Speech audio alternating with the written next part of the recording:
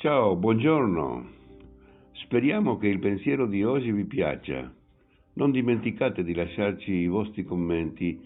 Scriveteci da dove venite, da dove ci ascoltate e se avete dei suggerimenti vi ascoltiamo.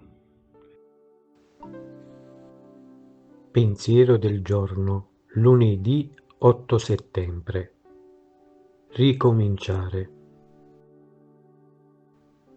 Questo è il motto che deve dominare la mia giornata. Ricominciare.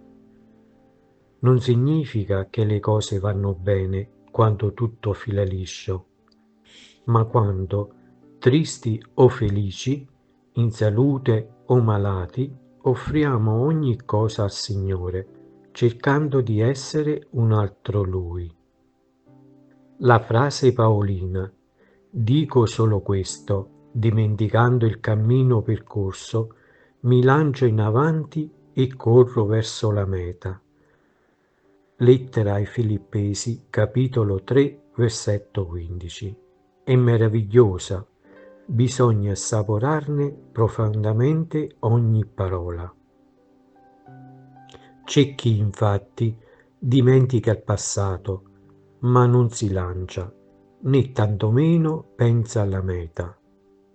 C'è chi dimentica il passato e ricomincia sempre da capo, ma chi dimentica e si lancia verso la meta è solo il santo, come San Paolo, in cui si sente un carisma non comune.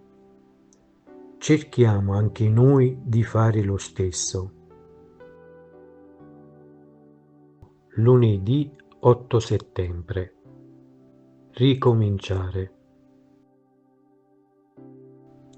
Dal diario di Chiara Lubick, 9 settembre 1965. In ritorno al presente, Città Nuova Editrice.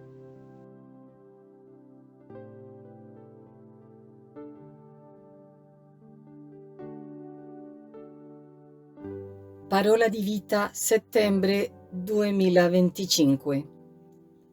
Rallegratevi con me perché ho trovato la mia pecora, quella che si era perduta. Vangelo secondo Luca, capitolo 15, versetto 6. Non dimenticate di lasciare un like se vi piace e di abbonarvi e di consigliarlo a qualcuno. Ottimo, vi aspettiamo anche domani.